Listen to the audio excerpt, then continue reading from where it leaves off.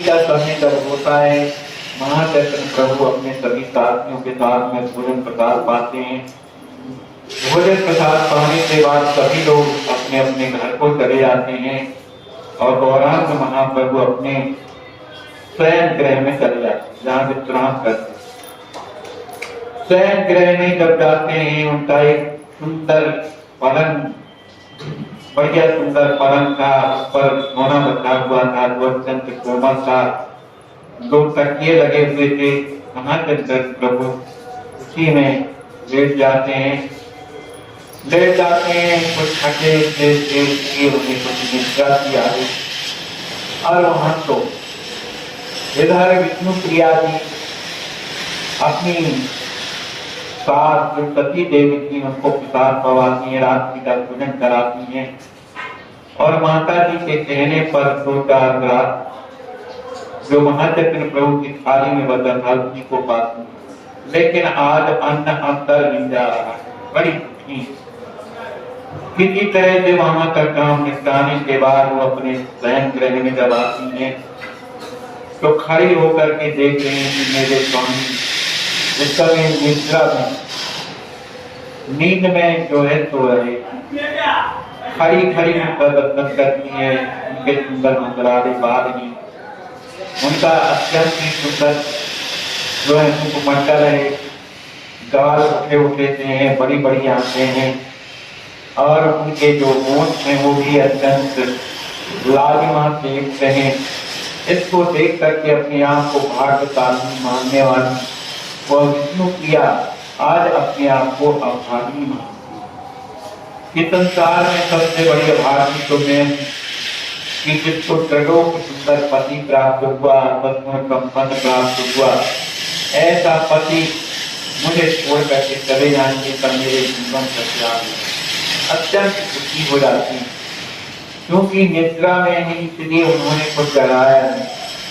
आज तक स्त्रियां होती ना तो पता नहीं क्या करती। पति विटाएं उनके चरणों के समीप जाकर के बैठ जाती हैं और अपने हाथों से उनके चरण को पकड़ करके सहला रही हैं, धीरे धीरे दाब रही हैं, बार बार अपने पति के स्वरूप का दर्शन करती हैं। उनके नेत्रों से अश्रु गिरते, भगवान के नेत्रों से गिरने वाले जो अश्रु होते हैं ठंडे होते, लेकिन दुख के आंसू गर्म होते। तो अपने दुर्भाग्य को पोषने वाली वो विष्णु प्रिया जब हृदय से रो रही थी तब उसके जो 4 विष्णु गौरांग महाप्रभु के चरणों में पड़ते थे, वे धर्म से महाचैतन्य प्रभु की नींद टूट गई। वो थोड़ा उठ करके देखे, उन्होंने देखा कि विष्णु प्रिया रो रही है। कहने लगी, अरे तुम रो क्यों रही हो, क्या बात है भाई, कुछ तो बताओ। कहा, पहले आप हमें ये बताइए जो मैंने सुना है क्या वो सही बात है। उन्होंने कहा, गौरांग महाप्रभु ने कहा कि क्या बात है, मैं तो समझ नहीं पा रहा हूं, आप मुझे तो बताओ क्या बात है।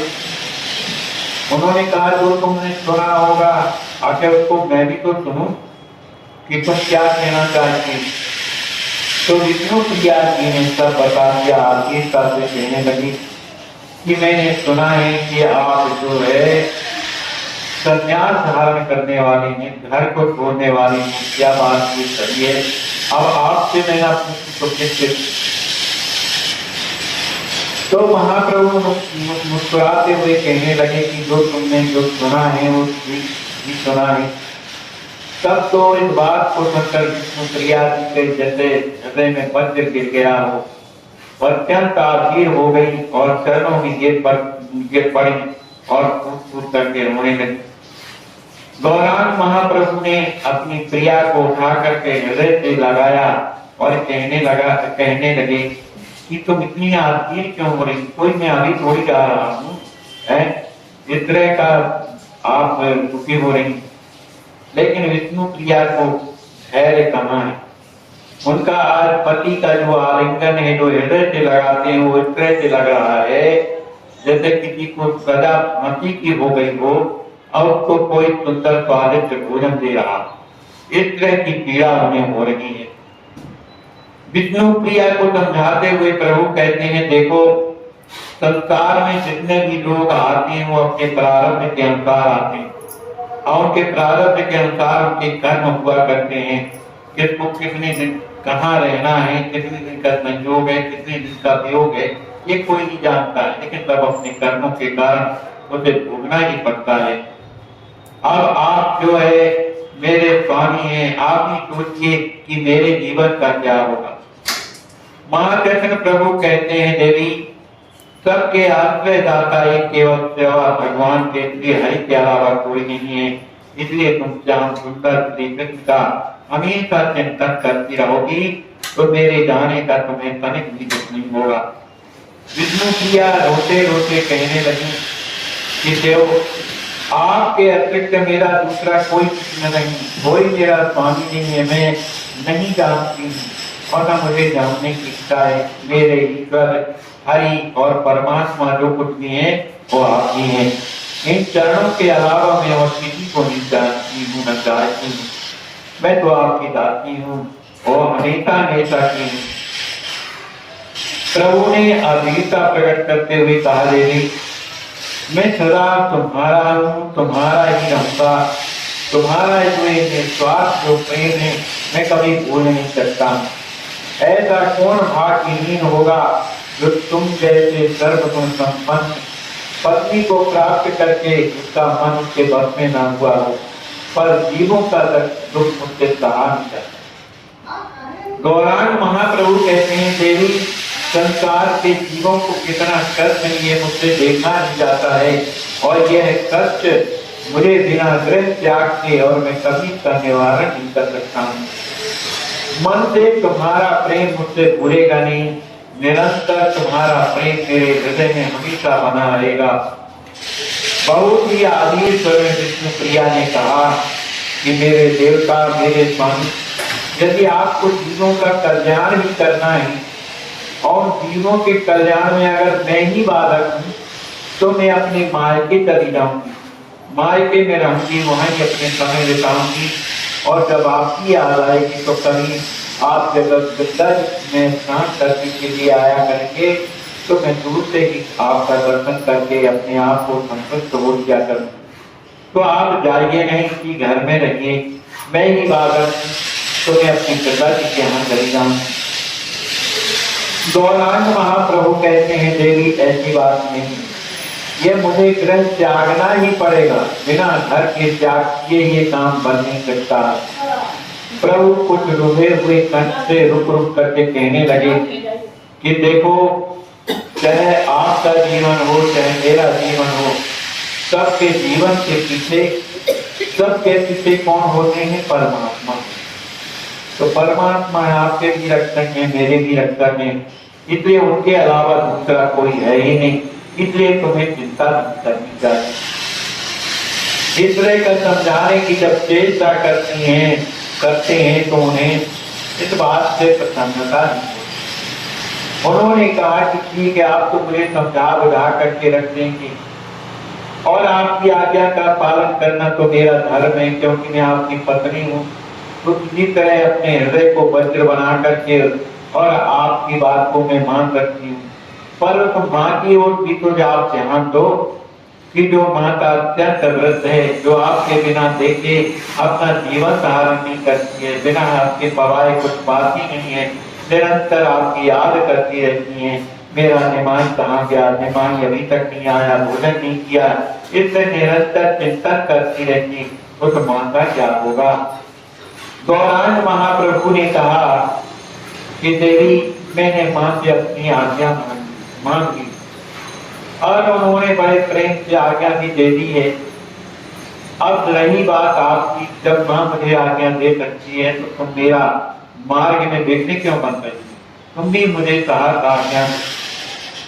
विष्णु प्रिया कहने लगी हाथ जोड़ करके, स्वामी आपकी प्रसन्नता में तो मेरी प्रसन्नता है, यदि आपको मुझे छोड़ने में यदि आपकी प्रसन्नता है, लोगों का कल्याण मेरे छोड़ने से ही होना है, तो जैसी आप जैसा चाहे वैसा करें, लेकिन प्रार्थना चरणों में यही है कि मैं दासी को कभी भुलाइएगा।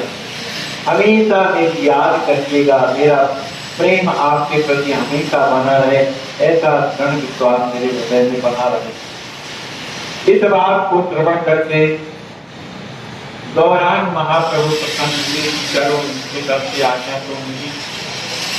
भैया संसार में प्रेम ही एक ऐसा है, संसार का प्रेम नहीं है। आज जो विष्णु प्रिया का प्रेम है, जो गौरांग महाप्रभु का प्रेम है, ये संसारी प्रेम नहीं है। ये दोनों महापुरुष, इन महापुरुषों के जीवन का जो प्रेम है अत्यंत सुखदायी होता है। निरत एक दारुण सुखदेही और निरत एक प्राण है, प्रेमी प्राण लेके चला जाता है। तरह का संसारी प्रेम देखो। और भगवान की रीति क्या है, जो महापुरुष कहते होते हैं, जैसे राम जी महाराज का जीवन जी, महाराज राम जी महाराज श्री राज किशोरी जी को कितना आत्मा से ज्यादा चाहते, लेकिन जब उनका हरण हुआ तब आत्मा से ज्यादा रोए और उनको प्राप्त करने के लिए कितने कष्ट में रहे, और लेकिन जैसे पास आती है तो उनको अन्य पद मने हृदय इतना वज्र का बना दिया। समझ पड़े कौताव कोमल, माने जो प्रभु का स्वभाव है, जो कोमलता है, ये सबसे समझ में नहीं आती। ये खगेश श्री राम को समझ पड़े कौताव, कोई कुछ समझ पाए। बोलते चाय कठोर अति और कोमल कुसुम चाय। राम जी का हृदय कैसा है, कोमल है और कठोर भी है। कोमल कितना है कि किशोरी जी के लिए आग और खान जान की चीते कितनी हे खट मृग हे मंतर करेनी तुम देखी सीता मृग नहीं किम सहिदाय अनेक कोई पाई प्रिया वेग प्रकटनाई, कितना रो रहे। और वही किशोरी जब आती है, रावण मर गया, जब किशोरी राम के पास आती है तब कहते हैं कि आप आती पर तो कितना कठोर, कितनी बुराता। तो ये किसमें मिलती है, परमात्मा में। इसी के स्वरूप जो है महापुरुषों के, महापुरुष में और भगवान में कोई अंतर नहीं होता है। इस तरह से अनेक प्रकार का उदाहरण समझा करके विष्णु प्रिया जी को समझाते हैं। इसके बाद क्या हुआ, ये एक श्रीधर थे, श्रीधर वो बेचारे बड़े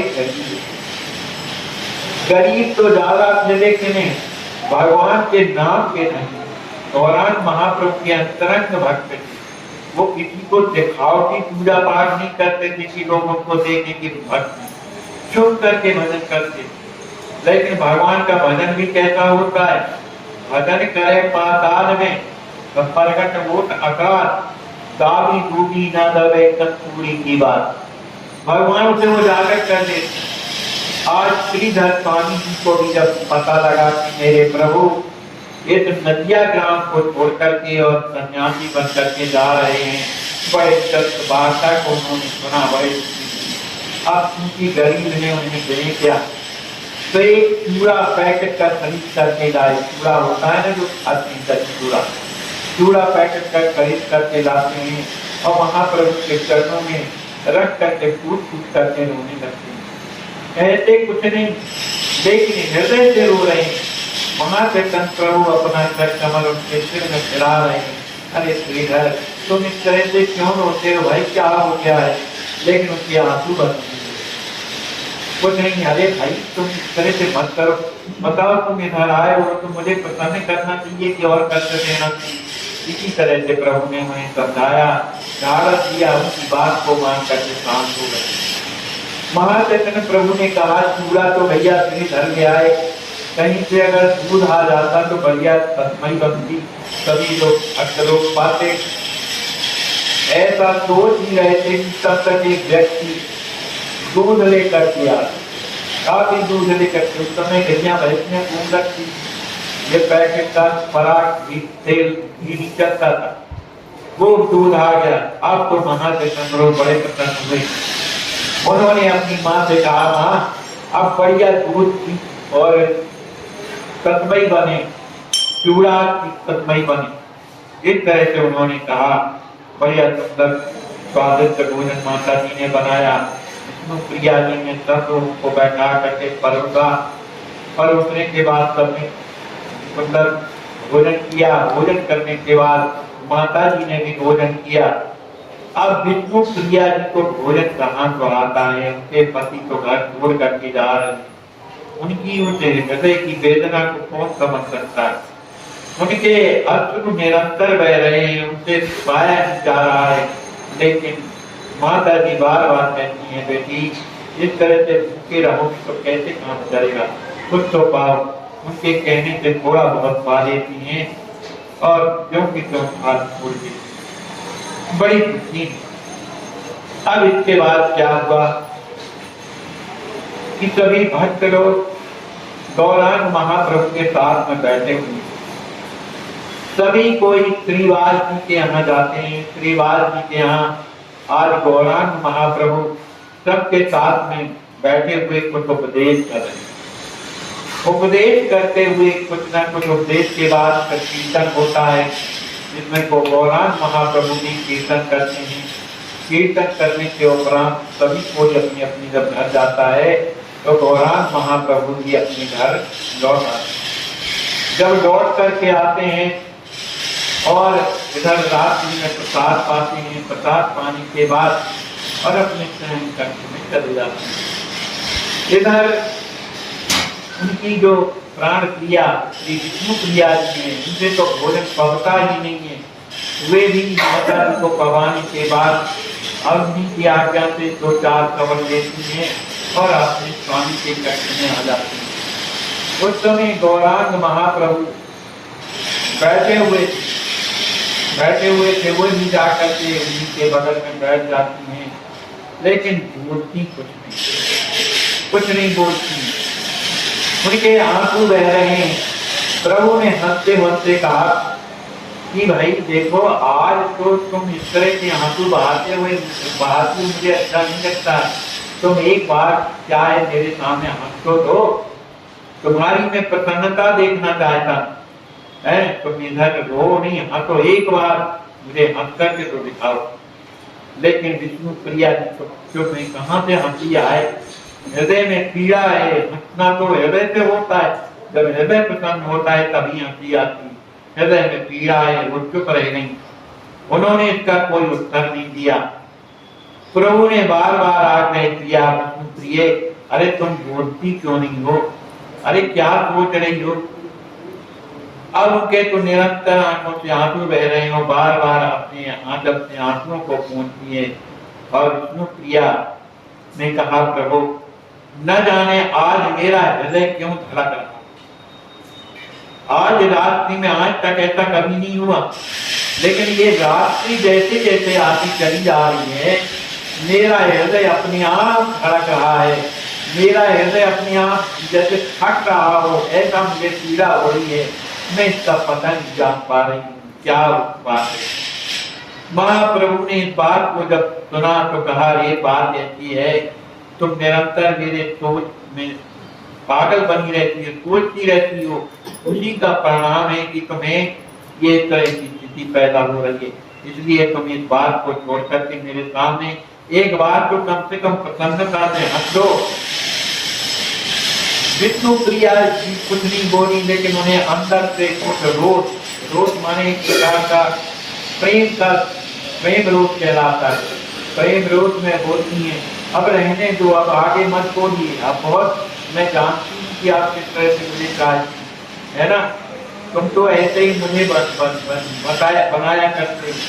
ऐसे समय में मुझे तो हंसी नहीं आ रही है, मेरा हृदय तो एकदम रुदन कर रहा है, तो कैसे कैसे हंसी।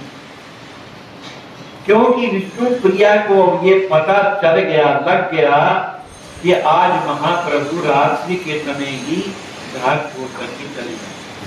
उनका हृदय ये कह रहा था कि चले जाएंगे, इसलिए इस अनाथनी को अनाथ बना करके प्रभु निकल जाएंगे। उनका एक तरह से हृदय बड़ा दुखी हो रहा था। काफी समय वार्तालाप करते हैं, बार बार गौरांग महाप्रभु अपनी प्रिया को हृदय से लगाते हैं, लेकिन आज ये सब उन्हें अच्छा नहीं लग रहा है। किसी तरह से महादर्शन प्रभु को तो नींद नहीं आ रही। वो तो ये सोच रहे हैं कि ये सब हो जाते सो जाते तो किसी तरह से मैं अपने ग्रह का त्याग कर देता, लेकिन गौरांग महाप्रभु तो त्याग की स्थिति में थे। लेकिन विष्णु प्रिया जी ने क्या किया कि गौरांग महाप्रभु जब लेटे तो उनके चरणों को पकड़ लिया, चरणों को पकड़ करके अपने हृदय में धारण किया और पकड़े रहे कि कहीं नींद ना आ जाए, या भागे नगर कहीं नींद आ गई मुझे यार तो निश्चित है कि मैं उनका दर्शन नहीं कर पाऊंगी, जहां तक बनेगा उनके चरणों को मैं पकड़े रहूंगी। तो महाप्रभु के दोनों चरणों को पकड़ करके अपने हृदय में धारण करके धीरे धीरे उन्हें सहलाती हैं, पग पकड़े हुए कि कहीं नींद ना आ जाए।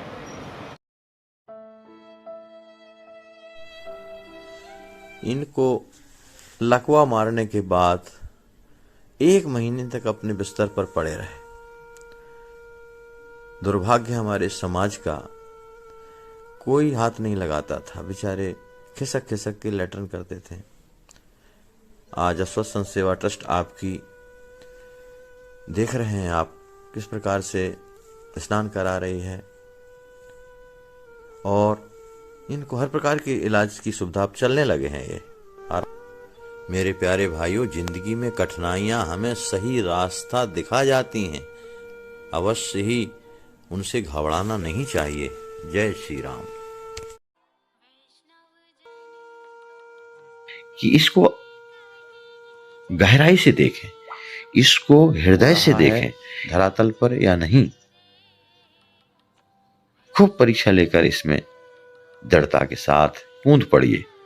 तन से, मन से, धन से भगवान ने हमें जिस योग बनाया है, हमारा आने वाले समय में ना ये तन रह जाएगा हमारे पास, ना धन रह जाएगा हमारे पास, और ना समय रह जाएगा हमारे पास। तो जो मिला है हमें, जो भगवान ने दिया है हमें अपनी आवश्यकता से अधिक, उसकी सार्थकता तो तभी है जब हम दूसरों के काम में लगाएं, चाहे वो तन हो, चाहे मन हो, चाहे बुद्धि हो, चाहे विवेक हो, चाहे धन हो।